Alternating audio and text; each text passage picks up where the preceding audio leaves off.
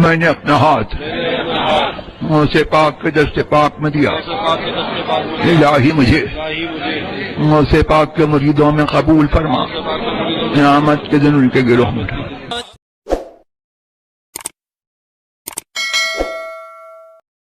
اللہ تبارک و تعالیٰ اگر کسی کے دل میں محبت اسلام پیدا کر دے ہمارے بولنے کی وجہ سے، تو یہ ہمارا ان پر احسان نہیں، یہ رب ذوالجلال کا احسان و فضل ہے کہ اس نے کسی کو ذریعہ بنایا، اور اس میں فخر اور گھمنڈ کی ضرورت ہی نہیں۔ ہو سکتا ہے مولا تعالیٰ ہمارے بجائے کسی اور سے بھی خدمت لے لے۔ سلطان صلاح الدین ایوبی کا نام آپ نے سنا ہوگا۔ بیت المقدس آج بھی ایک صلاح الدین ایوبی کے انتظار میں ہے۔ یہ 5ویں صدی ہجری کی بات میں کر رہا ہوں۔ سلطان صلاح الدین ایوبی پوری دنیا میں ایک ہی مسلمان بادشاہ، ایک ہی مسلمان خلیفہ نہیں، بلکہ کئی جگہ کئی علاقوں کے اپنے خود ساختہ خلیفہ تھے۔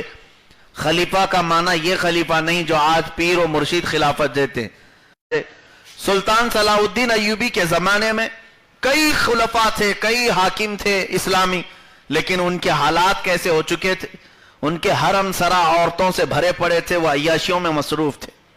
بہت سارے دولت آنے کے بعد ان لوگوں نے اپنی راتیں تو سنوار لی، دین کو سنوارنا ان سے بہت دور ہو گیا۔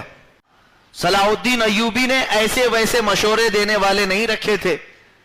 ایک مشیر خاص ان کے تھے، ان سے پوچھا باتوں باتوں میں رات میں کہ میرے مشیر، مہینے ہو گئے، برسوں ہو گئے، بیت المقدس کے لیے میں نکلا ہوں میری ایک فوج لے کر کے، کئی مہینے میں گھروں سے دور رہتے ہیں، ہماری فوج بھی لڑتے لڑتے کئی شہید ہو جاتے ہیں، کھانا پینا نہیں، جنگلوں بیابانوں میں ایسے ہی مہینوں گزر جاتے ہیں۔ کیا دنیا میں میں ایک ہی ہوں جو بیت المقدس کو آزاد کرانے کے لیے ذمہ دار ہوں؟ اور بھی تو مسلمان بادشاہ ہیں، اور بھی تو مسلمان حاکم ہیں، کیا ان کی ذمہ داری نہیں ہے کہ وہ بھی بیت المقدس کے لیے نکلے؟ صلاح الدین ایوبی بیان کرتے گئے۔ جب آپ کا بیان ختم ہوا تو آپ کے مشیر نے کھڑے ہو کر کے عرض کیا، اے صلاح الدین ایوبی، ہمارے حاکم وقت، ہمارے خلیفہ وقت، اللہ آپ کو سلامت رکھے، آپ نے بالکل سچ بات کہی ہے۔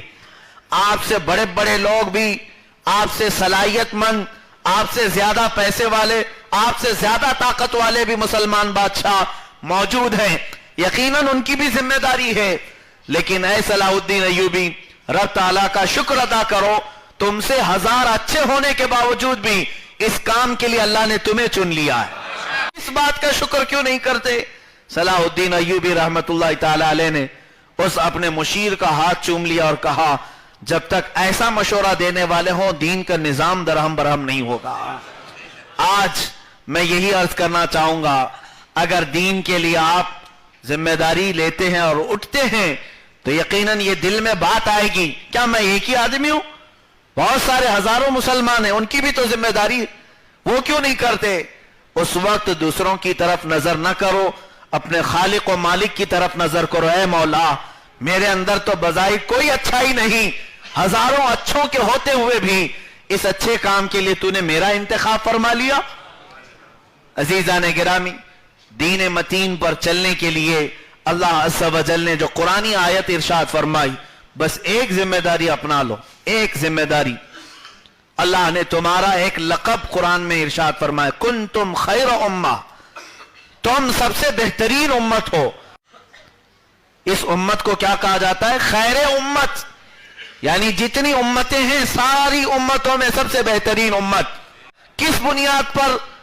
ہمارے لیے اللہ نے یہ جو تعریف کا لفظ ارشاد فرمایا، اللہ فرماتا ہے تأمرون بالمعروف وتنہون عن المنکر وتؤمنون باللہ، تم لوگوں کو اچھائیوں کی دعوت دیتے ہو، تم لوگوں کو برائیوں سے روکتے ہو، اور اللہ کو بغیر دیکھے ایمان لاتے ہو۔ امت مصطفیٰ پوری دنیا کے استاد بن کر کے پیدا کیے گئے ہیں، آپ پوری کائنات کے استاد بنا کر کے پیدا کیے گئے ہیں۔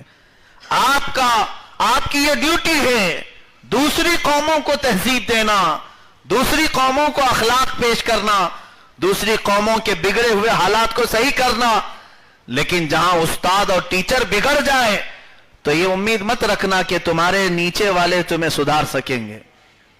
تمہارے اخلاق کو صحیح کرنے کی ذمہ داری ان کی نہیں ہے، آپ کی ہے.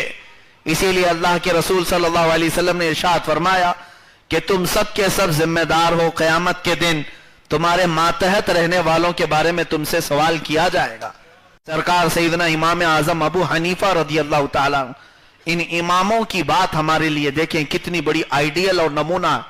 ایک عورت ان کے پاس آئی اپنے بچے کو لے کر، 8 سال کا بچہ تھا. کہا کہ امام اعظم سے، حضور میرا بچہ شکر بہت کھاتا ہے، کچھ نصیحت کریں دانت خراب نہ ہو جائے. امام اعظم ابو حنیفہ رحمۃ اللہ علیہ نے اس بچے کو دیکھا اور کہا ٹھیک ہے 8 دن بعد لے کے آنا، میں اس کا علاج بتا دوں گا.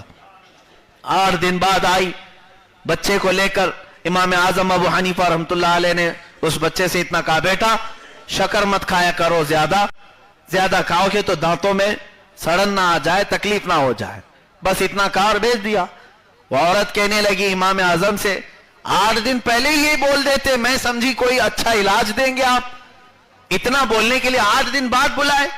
امام اعظم ابو حنیفہ رحمۃ اللہ علیہ فرماتے ہیں خاتون بات در حقیقت یہ تھی 8 دن پہلے جب تو آئی تھی تب شکر میں بھی زیادہ کھاتا تھا، شکر کھانے کی عادت میرے اندر بھی تھی. میں اس بچے کو کیسے بولتا کہ تو شکر چھوڑ دے جبکہ میں خود کھاتا ہوں. میں نے پہلے اپنے آپ پر کنٹرول کیا، میں نے شکر کھانا چھوڑ دیا. 8 دن کے بعد جب تو دوبارہ آئی تو اب میں نے اسے نصیحت کیا، اللہ اسے اثر بھی پیدا